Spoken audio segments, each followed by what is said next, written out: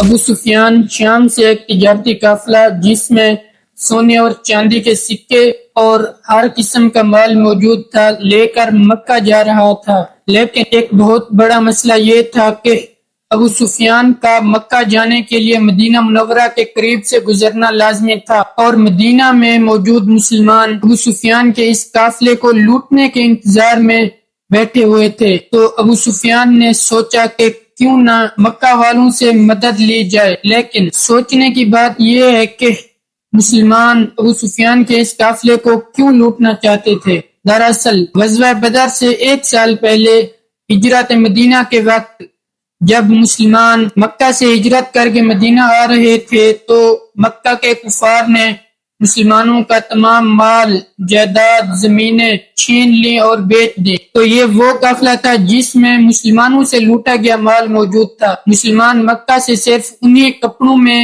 مدینہ آئے جو انہوں نے پہنے ہوئے تھے۔ مسلمان ابو سفیان کے اس قافلے کو لوٹنا نہیں چاہتے تھے بلکہ خود سے لوٹے گئے مال کا بدلہ لینا چاہتے تھے۔ ابو سفیان جو اس قافلے کی قیادت کر رہا تھا اس فکر میں تھا کہ اگر اس نے راستہ تبدیل نہ کیا تو مسلمان اسے ہرگز نہیں چھوڑیں گے۔ اس نے مکہ والوں کو ایک پیغام بھجوایا کہ وہ اس قافلے کی مدد کے لیے آئیں۔ ابو سفیان کے کارواں کو جس میں تمہاری جائیداد ہے محمد اور اس کے صحابہ نے راستے میں روک لیا ہے۔ ابو جہل نے اس قاصد سے پوچھا کہ مسلمانوں کے لشکر کی تعداد کتنی ہے؟ اس قاصد نے کہا کہ تقریباً 313۔ ابو جہل نے کہا کہ ہم 1000 آدمیوں کا لشکر لے کر جائیں گے۔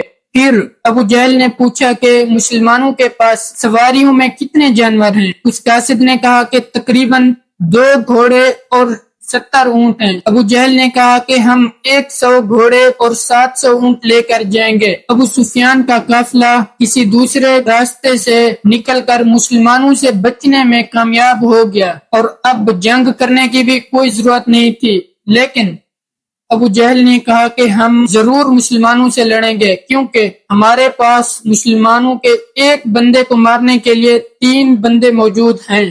حضرت محمد صلی اللہ علیہ وسلم نے اپنی فوج کو بدر کے پہلے کنویں کے نزدیک پڑاؤ ڈالنے کا حکم دیا تو اس پر ایک صحابی نے پوچھا، یا رسول اللہ، آپ نے یہ جگہ اللہ تعالیٰ کے حکم سے منتخب کی ہے یا خود کے مشورے سے؟ تو رسول اللہ صلی اللہ علیہ وسلم نے فرمایا، ہم نے مشورے سے اس جگہ کا انتخاب کیا۔ اس پر صحابی نے کہا کہ یا رسول اللہ، اگر ہم بدر کے دوسرے کنویں کے نزدیک پڑاؤ ڈالیں گے تو وہاں پانی بھی زیادہ ہے اور دشمن کو کنووں پر قبضہ کرنے سے بھی روک سکیں گے۔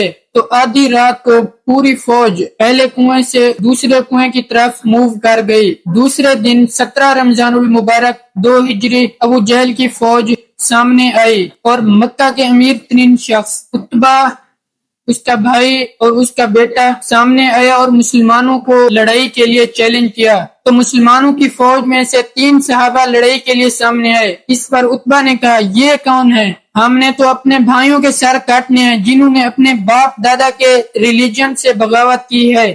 حضرت حمزہ، حضرت عبیدہ اور حضرت علی رضی اللہ عنہ لڑائی کے لیے سامنے آئے۔ حضرت عبیدہ زخمی ہوئے لیکن عتبہ، اس کا بھائی اور اس کا بیٹا تینوں مارے گئے، اور مسلمانوں کی فوج میں عتبہ کا ایک بیٹا حذیفہ بھی تھا۔ اس کے سامنے اس کے باپ، اس کے بھائی اور اس کے چچا کو قتل کر دیا گیا، لیکن پھر بھی وہ مسلمانوں کی فوج میں ہی رہا۔ مسلمانوں کو معلوم تھا کہ دشمن کے مقابلے میں ان کی فوج بہت کم ہے، تو انہوں نے گڈ اسٹریٹجی اختیار کی کہ ہم بالکل اپنی جگہ سے نہیں ہلیں گے، تم خود آ کر حملہ کرو۔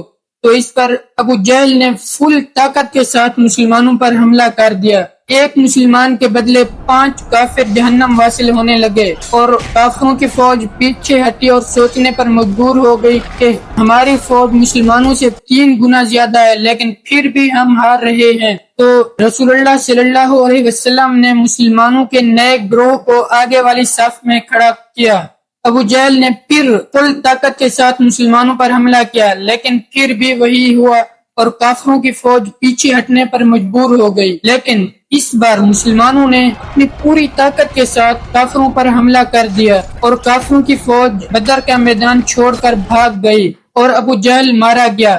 مکہ کے لوگ جیت کی خبر کا انتظار کر رہے تھے کیونکہ پچھلے کئی سالوں سے مکہ والوں کو شکست نہیں ہوئی تھی۔ تقریباً 65 سال پہلے مکہ والوں نے ابرہہ کی 60,000 کی فوج کو شکست دی۔ سارا عرب مکہ والوں کو اپنا لیڈر مانتا تھا، لیکن اب وہ 313 کی فوج سے ہار گئے۔ غزوہ بدر میں 14 صحابہ کرام شہید ہوئے، 70 کفار مارے گئے اور 70 گرفتار ہوئے۔ بدر میں بری طرح شکست کے بعد ابو سفیان نے بدلہ لینے کے لیے 1000 کفار کی فوج جمع کرنا شروع کر دی۔